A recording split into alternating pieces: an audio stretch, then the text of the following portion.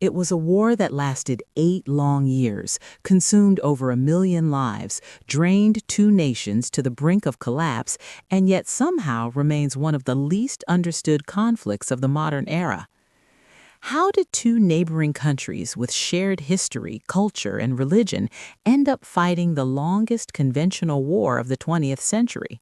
Was it really about borders, or was something much deeper driving the bloodshed? And how did this brutal conflict quietly reshape the politics of the Middle East and the global balance of power? In this video, I'm going to break down how the Iran-Iraq war began, why it spiraled out of control, what actually happened on the battlefield, and how its consequences still shape the world today. So without any delay, let's begin.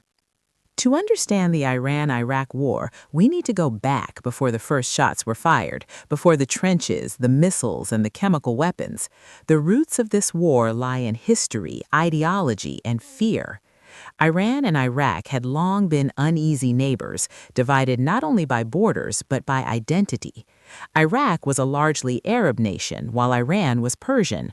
Iraq was ruled by a secular Arab nationalist regime, while Iran, after 1979, became an Islamic republic led by clerics. Even religion, which might seem like a shared bond, became a source of tension. Iraq's population was mostly Shia Muslim, but it was ruled by a Sunni-dominated government under Saddam Hussein. Iran, meanwhile, was the heart of Shia Islam, and after its revolution, it openly called for Shia movements across the region to rise up. For decades, the two countries had argued over territory, especially the Shatt al-Arab waterway, a critical river that served as Iraq's main access to the Persian Gulf. Control of this waterway meant economic survival, oil exports, and national pride. Agreements were signed and broken, borders redrawn and disputed, but resentment never disappeared. Still, none of this alone explains why Iraq would launch a full-scale invasion of Iran in 1980. The real turning point came in 1979, when Iran experienced one of the most dramatic revolutions in modern history. The Shah of Iran, a powerful monarch backed by the United States, was overthrown. In his place rose Ayatollah Ruhollah Khomeini, who transformed Iran into an Islamic republic built on revolutionary ideology. This revolution terrified neighboring regimes.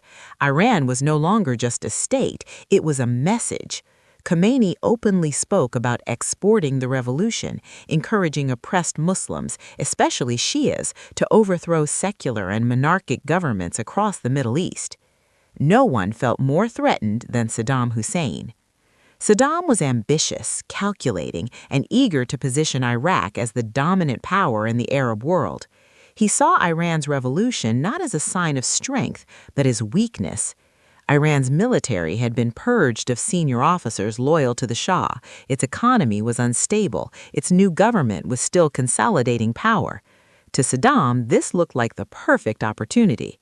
He believed a short, decisive war could secure disputed territories, crush Iran's revolutionary influence, and establish Iraq as a regional superpower. In September 1980, Saddam Hussein made his move. Iraqi forces crossed the border into Iran, launching airstrikes on Iranian airfields and pushing ground troops into the oil-rich province of Khuzestan. Saddam declared that Iraq was reclaiming its rightful land and defending Arab interests. He expected Iran to collapse quickly. He expected the Iranian people, divided and disorganized, to turn against their new leadership. He was wrong on every count. Instead of collapsing, Iran unified. The invasion transformed Iran's internal divisions into a single burning sense of national survival. The new Islamic Republic framed the war not just as a defense of territory, but as a sacred struggle. Volunteers flooded recruitment centers. Young men, some barely teenagers, joined the newly formed Revolutionary Guard and the besieged militia. Iran lacked spare parts, modern weapons, and trained officers, but it possessed something Iraq underestimated: ideological motivation and willingness to absorb enormous losses. By 1981, the war had already begun to change character. Iraq's initial advances stalled. Iranian counterattacks pushed Iraqi forces back across the border.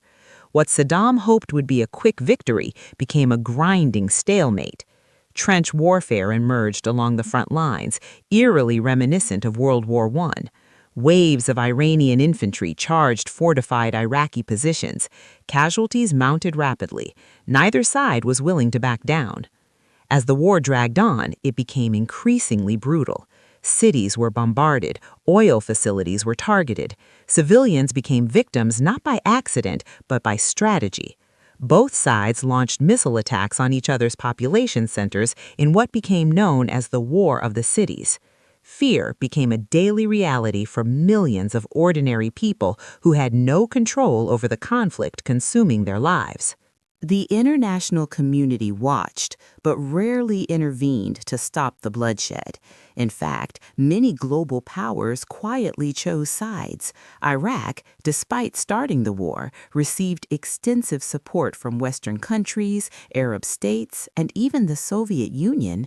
Saddam was seen as a barrier against Iran's revolutionary ideology.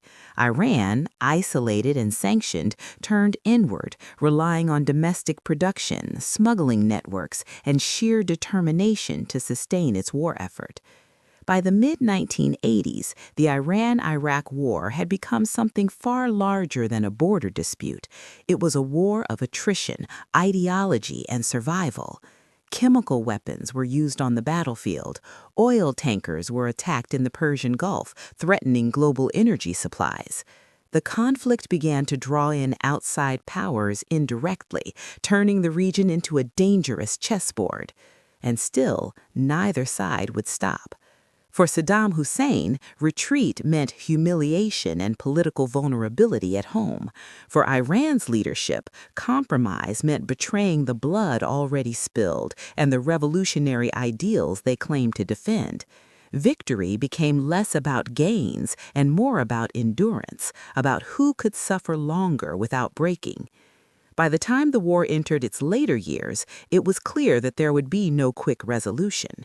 What had begun as an opportunistic invasion had turned into the longest conventional war of the 20th century, reshaping the Middle East in ways that few understood at the time.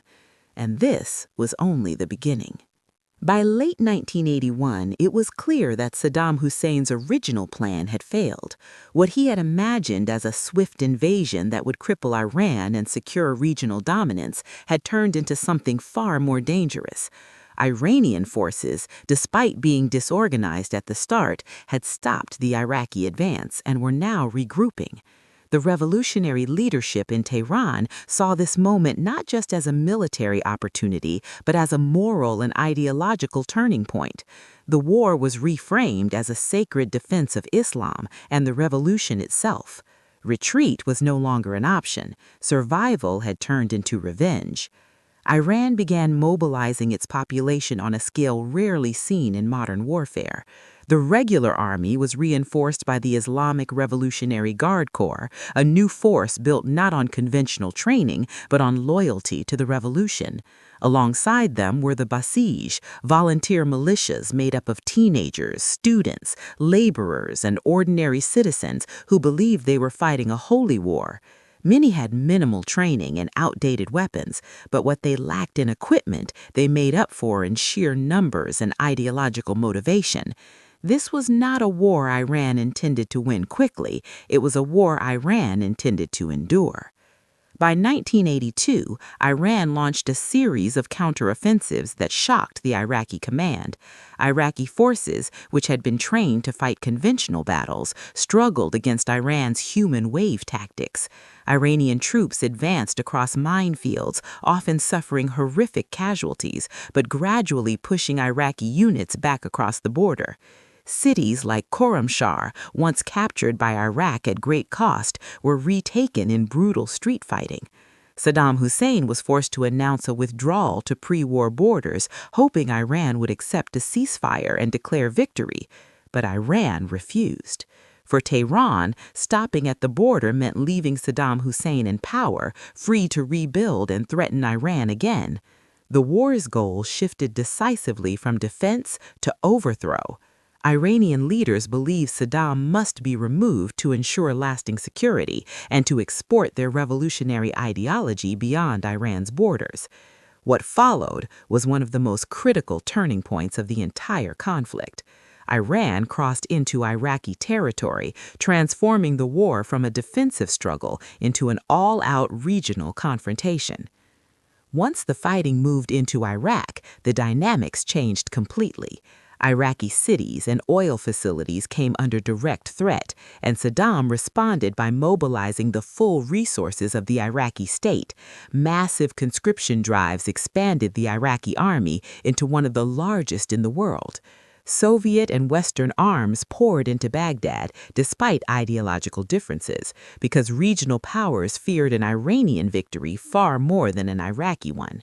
For Saudi Arabia, Kuwait, and other Gulf states, Iran's revolutionary message posed an existential threat.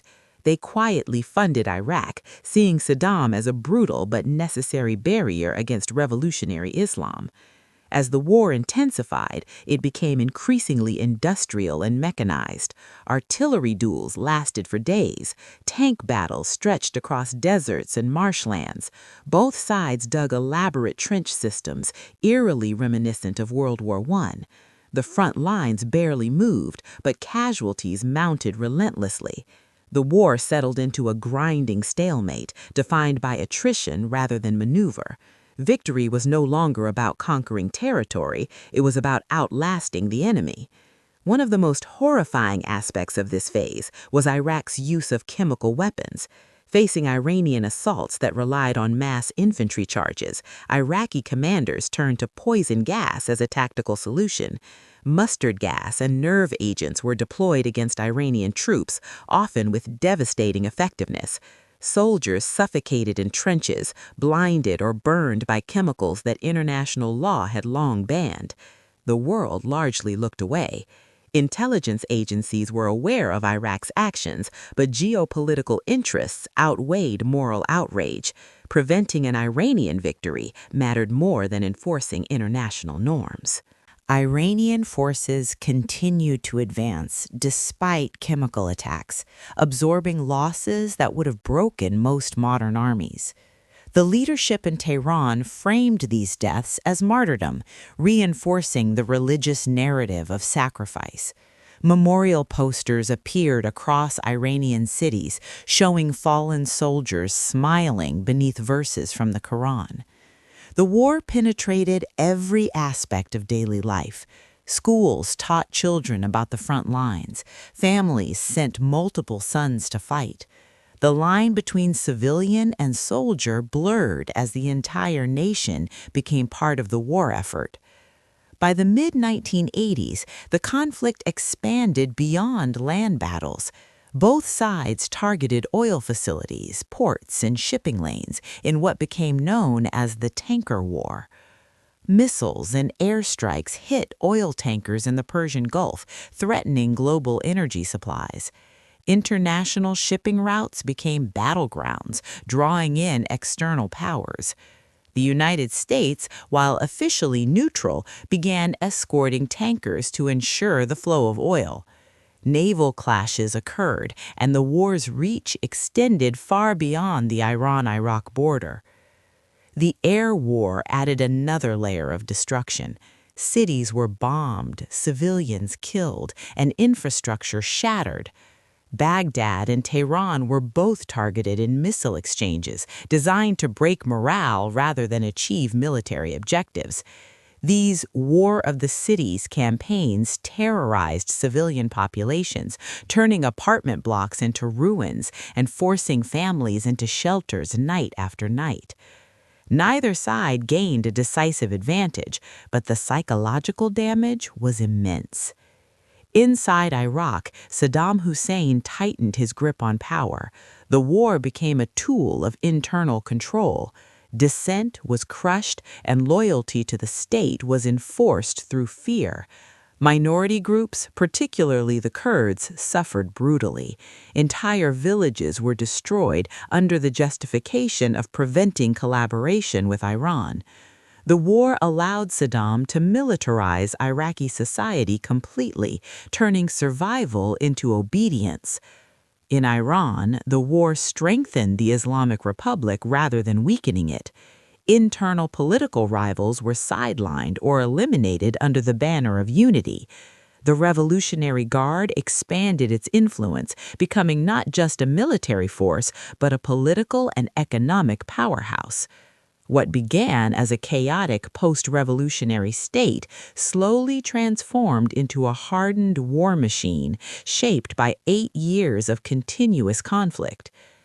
By the mid-1980s, after years of bloodshed, Iran achieved one of its most significant battlefield successes by capturing the Fao Peninsula, a strategic Iraqi territory near the Persian Gulf.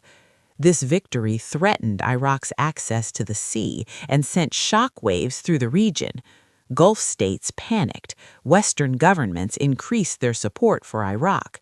The fear was no longer just instability, but the possibility of an Iranian breakthrough that could reshape the Middle East. Yet even this success failed to bring a decisive end. Iraqi forces regrouped, rearmed, and adapted.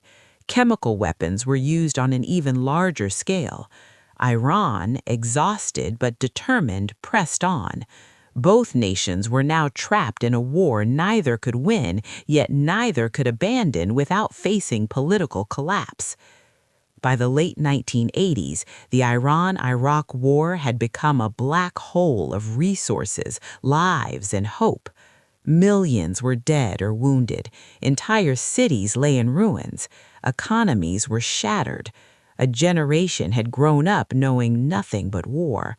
Still, the fighting continued, driven not by strategy or victory, but by fear of defeat and the political consequences of admitting failure. The war was no longer about borders or ideology alone. It had become a test of endurance, pride, and survival for two regimes that believed peace would destroy them faster than war ever could. By the mid-1980s, the Iran-Iraq War had transformed from a fast-moving conflict into something far darker and more exhausting. What both sides had expected to be a short, decisive war had turned into a grinding struggle of attrition where victory no longer meant conquering territory, but simply surviving longer than the enemy. Cities were ruined, economies strained to the breaking point, and an entire generation of young men on both sides was being consumed by the war machine. Yet neither Tehran nor Baghdad showed any sign of backing down. Pride, ideology, fear, and political survival now mattered more than human cost. Iran, despite immense losses, believed time was on its side. The revolutionary leadership framed the war as a sacred struggle, a defense of Islam itself against tyranny and foreign-backed aggression. Ayatollah Khomeini refused any ceasefire that did not include Saddam Hussein's removal and war reparations. To him, accepting peace without victory would betray the blood already spilled. This ideology allowed Iran to mobilize its population in ways few modern states could. Teenagers and young men volunteered in massive numbers, often sent into battle with minimal training, driven by religious devotion and propaganda that promised martyrdom and eternal reward. Iraq, meanwhile, faced a different problem. Its army was more professional, better equipped, and supported by advanced weapons, but morale was fragile. Many Iraqi soldiers were fighting not out of belief, but out of fear. Saddam's regime enforced loyalty brutally. Desertion was punished with execution, and families of deserters were often targeted. The Iraqi military became a machine driven by coercion rather than conviction. Still, Saddam had one critical advantage: money and international support. As the war dragged on, Iraq increasingly turned to chemical weapons to break the stalemate.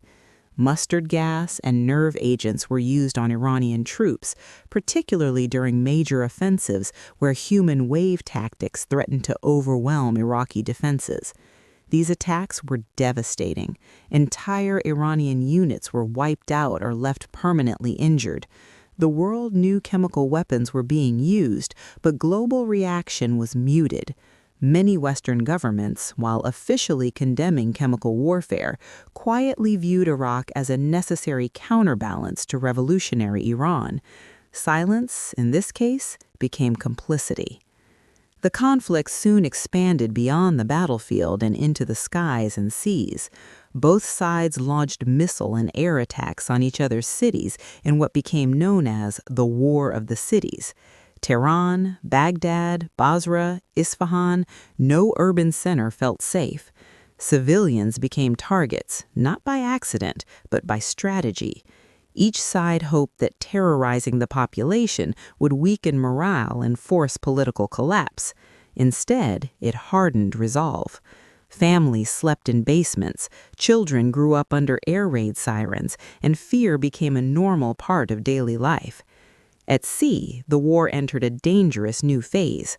The Persian Gulf became a battleground as Iran and Iraq attacked oil tankers belonging not only to each other, but to neutral nations as well.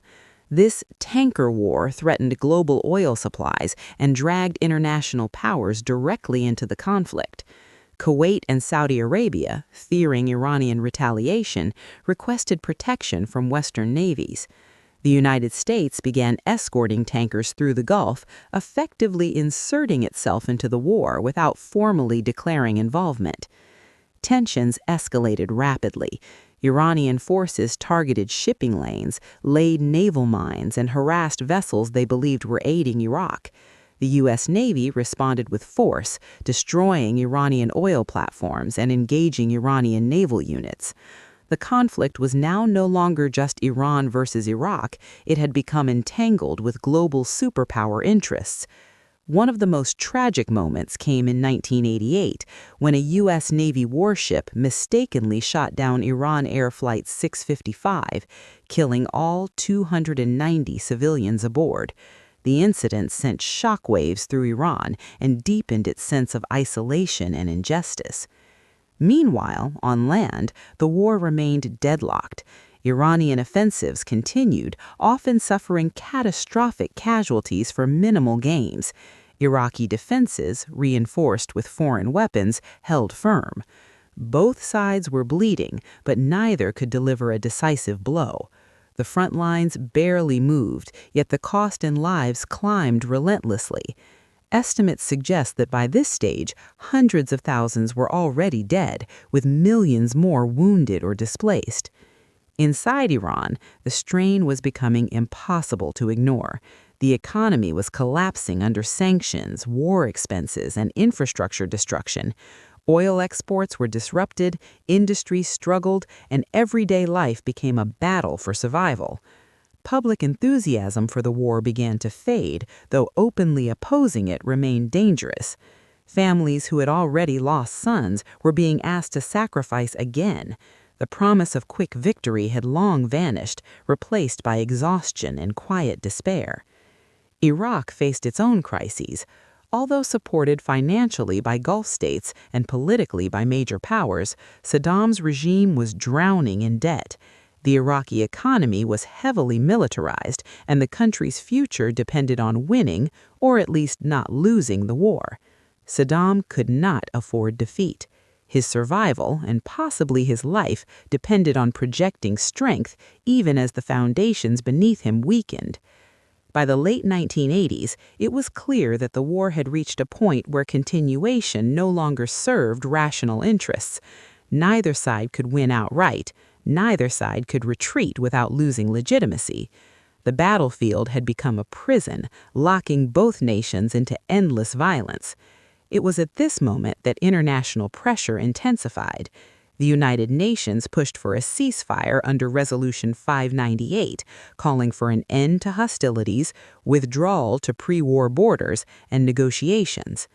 At first, Iran rejected the resolution, clinging to its original demands, but reality was closing in. The military situation had worsened, chemical attacks continued, and international isolation deepened. Perhaps most importantly, the Iranian leadership realized that continuing the war threatened the survival of the Islamic Republic itself. Khomeini, who had once vowed to fight until Saddam was removed, faced an impossible choice: continue a war that could destroy Iran or accept peace without victory. In 1988, he made that choice. Accepting the ceasefire, Khomeini famously compared it to drinking poison. The statement captured the true nature of the decision, not a triumph, but a necessary surrender to reality. On August 20th, 1988, the guns finally fell silent. After 8 years of fighting, the Iran-Iraq War officially ended. Yet, the silence did not bring peace in the deeper sense. The war ended without a clear winner. Borders returned to where they had been before the conflict began. No reparations were paid. No justice was delivered. What remained were shattered cities, traumatized populations, and unresolved hatred. Both nations emerged deeply scarred, their societies forever altered by a war that had achieved almost nothing except destruction. By the mid-1980s, the Iran-Iraq War had transformed from a regional border conflict into something far larger and darker. What had once been framed as a quick Iraqi strike to exploit Iranian weakness had become a grinding war of survival for both regimes. Neither side could afford to lose, politically or symbolically, and neither could find a clear path to victory. The battlefield stretched across trenches, marshlands, cities, oil fields, and eventually the skies and seas. As the war dragged on, it became less about territorial gains and more about endurance, about who could suffer longer without collapsing. Iraq, having failed to crush Iran early, shifted its strategy. With strong financial backing from Gulf Arab states like Saudi Arabia and Kuwait, Saddam Hussein rebuilt his army, modernized his air force, and increasingly relied on foreign intelligence, weapons, and diplomatic cover. The Soviet Union, France, and other European suppliers provided Iraq with tanks, aircraft, missiles, and artillery. At the same time, Western intelligence quietly shared battlefield data with Baghdad, viewing Iran's revolutionary ideology as the greater threat to regional stability.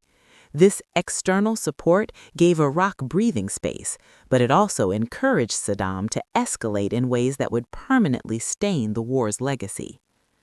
One of the most horrifying developments was Iraq's systematic use of chemical weapons. Though banned by international law, chemical agents such as mustard gas and nerve agents were deployed on a large scale against Iranian troops. These weapons were particularly devastating against the human wave assaults Iran continued to rely upon. Young volunteers advancing across open ground were met not only with artillery and machine gun fire, but clouds of poison that burned lungs, blinded eyes, and killed slowly and painfully. Entire units were wiped out without a single shot being fired. The psychological impact was immense. Soldiers feared invisible death as much as bullets, and survivors carried lifelong injuries. Even more chilling was the use of chemical weapons against civilians. Iraqi forces targeted Iranian border towns and later Kurdish populations within Iraq itself. The most infamous of these attacks occurred in Halabja in 1988, where chemical bombs killed thousands of civilians in a single day. Men, women, and children died where they stood, frozen in positions of panic. While this atrocity shocked the world, the international response remained muted. Strategic interests outweighed moral outrage. Iraq was condemned in words, but not meaningfully punished, reinforcing a dangerous lesson about power and impunity. Meanwhile, the war expanded beyond land battles into what became known as the War of the Cities. Both Iran and Iraq began launching missile strikes and aerial bombings against each other's urban centers. Tehran, Baghdad, Basra, and other major cities were targeted in attempts to break civilian morale. Apartment buildings collapsed, markets were destroyed, and families lived under constant fear of air raids. children grew up learning the sound of sirens and explosions as part of daily life. These attacks did little to change the military balance, but they deepened hatred and trauma on both sides. At sea, the conflict took another dangerous turn. The Persian Gulf became a battleground as both nations sought to cripple each other's economies by attacking oil exports. Tankers were struck, mines were laid, and shipping lanes became increasingly unsafe. This tanker war drew in outside powers, especially the United States, which had a vital interest in keeping oil flowing from the Gulf. American warships began escorting tankers, particularly those carrying Kuwaiti oil, and clashes between U.S. and Iranian forces became more frequent. The most dramatic of these incidents occurred in 1988 when a U.S. Navy cruiser mistakenly shot down Iran Air Flight 655, killing all 290 civilians on board. The tragedy sent shockwaves through Iran, reinforcing the belief that the world was aligned against it. Though the United States expressed regret, the lack of accountability fueled Iranian anger and deepened mistrust toward Western powers. The war, by now, had become truly international, not in the sense of a formal coalition, but in how deeply global interests were entangled in its continuation. Economically, both Iran and Iraq were being strangled. Oil production was disrupted, infrastructure was damaged, and national budgets were consumed by military spending.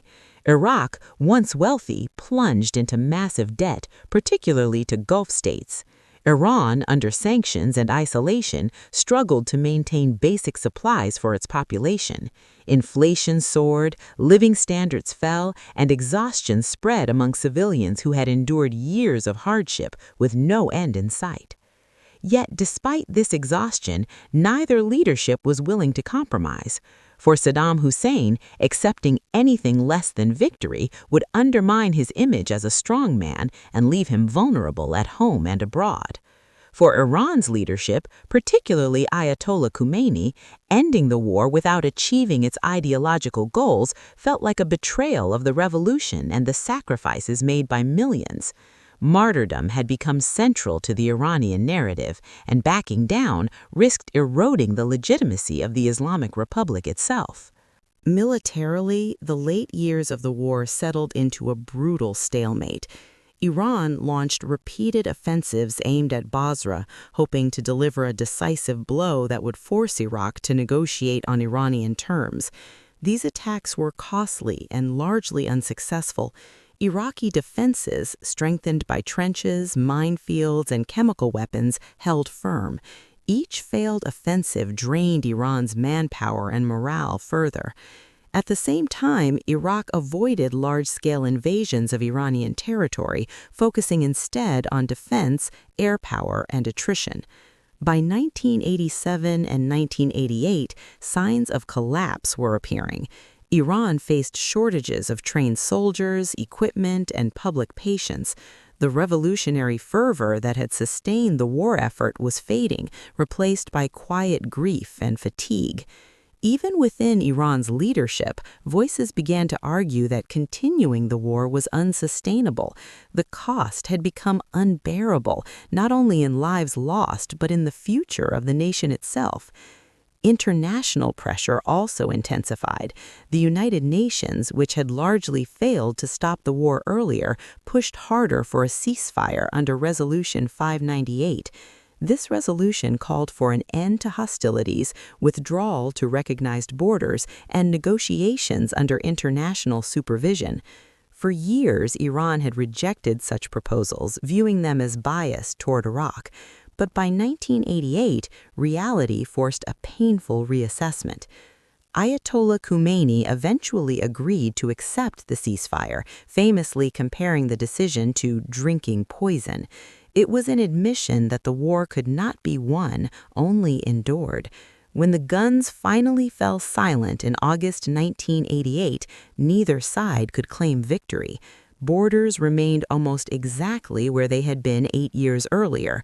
Millions were dead or wounded, cities lay in ruins, economies were shattered, and the bitterness between Iran and Iraq was deeper than ever. This part of the war revealed its true nature, not a clash of ideologies alone, but a warning about how modern states can become trapped in cycles of escalation, pride, and survival. The longer the war lasted, the harder it became to stop, even when continuing made no strategic sense. Power, fear, and identity replaced rational calculation, and the cost was paid by ordinary people on both sides. And yet, the war was not truly over. The consequences of these final years would echo far beyond the ceasefire, shaping Middle Eastern politics, future conflicts, and the mindset of leaders for decades to come. What followed the war may have been quieter, but it was no less consequential. By 1987, the Iran-Iraq War had reached a grim and exhausting phase where neither side could claim victory, yet neither was willing to admit defeat. After 7 years of relentless fighting, millions of lives lost or shattered, and entire regions reduced to rubble, the war had become a brutal stalemate. Both Iran and Iraq were bleeding economically, militarily, and socially, but pride, fear, and political survival kept the conflict alive. What had begun as Saddam Hussein's gamble for regional dominance had turned into a nightmare that threatened to consume both nations entirely.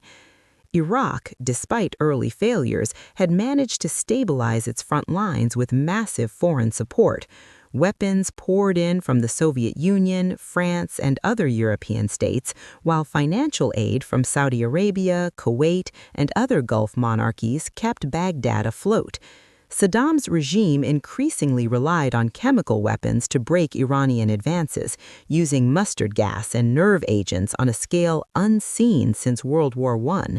Entire Iranian units were wiped out in moments, soldiers choking in trenches, their skin blistering under invisible clouds of poison.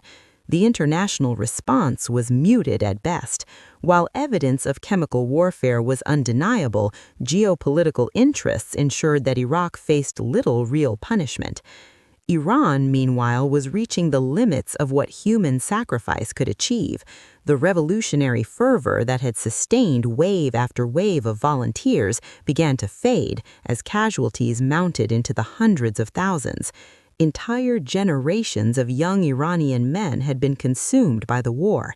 Cities were filled with mourning families, amputees, and widows, while the economy struggled under sanctions, inflation, and wartime devastation. Yet Iran continued to fight, not because victory was guaranteed, but because surrender felt like betrayal of the revolution, of the dead, and of the belief that endurance itself was a form of triumph. As the land war stalled, the conflict expanded into new and terrifying dimensions. The war of the cities intensified, with both sides launching ballistic missiles at civilian population centers. Tehran, Baghdad, Basra, and other major cities endured nights of air raids and missile strikes as civilians slept in basements and shelters, never knowing if morning would come. Schools, apartment blocks, and markets were hit indiscriminately. Terror became a weapon aimed not at armies, but at the morale of entire populations. At sea, the war threatened global stability. The tanker war saw both sides attacking oil shipments in the Persian Gulf, dragging international powers directly into the conflict. Oil tankers burned in the water, shipping lanes became combat zones, and global energy markets trembled. The United States, determined to keep oil flowing and counter Iranian influence, increased its naval presence, escorting Kuwaiti tankers and engaging Iranian forces in several confrontations. The war that had begun as a regional dispute was now a danger to the entire global economy. In 1988, the situation finally began to shift decisively. Iraq, better equipped and reorganized, launched a series of devastating offensives using combined arms tactics, overwhelming Iranian defenses. Exhausted Iranian forces, short on supplies and manpower, could no longer mount effective resistance. One by one, strategic positions fell. At the same time, Iran faced growing international isolation and internal pressure. The cost of continuing the war had become unbearable. Ayatollah Khomeini, the symbol of Iran's revolutionary defiance, faced a decision that would define his legacy.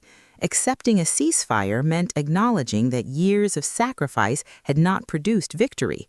Rejecting it meant risking total collapse. In July 1988, Iran agreed to United Nations Resolution 598, effectively ending the war. Khomeini described the decision as drinking a cup of poison, a phrase that captured the bitterness of a conflict that had consumed so much and achieved so little. The ceasefire took effect in August 1988. The guns finally fell silent after 8 years of continuous warfare. The front lines froze almost exactly where they had begun. No territory of significance had changed hands. No decisive victory had been achieved. What remained was devastation on an unimaginable scale. Estimates of the dead range from 500,000 to over 1 million. Millions more were wounded, displaced, or psychologically scarred. Entire towns and cities lay in ruins, their landscapes forever altered by trenches, mines, and mass graves. The consequences of the Iran-Iraq War were profound and long-lasting. For Iraq, the war left Saddam Hussein heavily indebted and militarized, setting the stage for future disasters. His need to assert strength and solve economic problems would soon lead him to invade Kuwait, triggering the Gulf War and eventually his own downfall. The war had not secured Iraqi dominance, it had planted the seeds of Iraq's destruction. For Iran, survival itself became the central narrative. The Islamic Republic emerged battered but intact, using the war to cement its identity as a state forged through resistance and sacrifice. The conflict strengthened the role of the Revolutionary Guards, reshaped Iran's military doctrine, and deeply influenced its distrust of the West and neighboring Arab states. The memory of chemical attacks, ignored by the international community, hardened Iran's belief that it could rely only on itself. Globally, the Iran-Iraq War exposed the hypocrisy and brutality of Cold War geopolitics. Superpowers and regional powers fueled the conflict while publicly calling for peace. Chemical weapons were tolerated. Civilian suffering was largely ignored.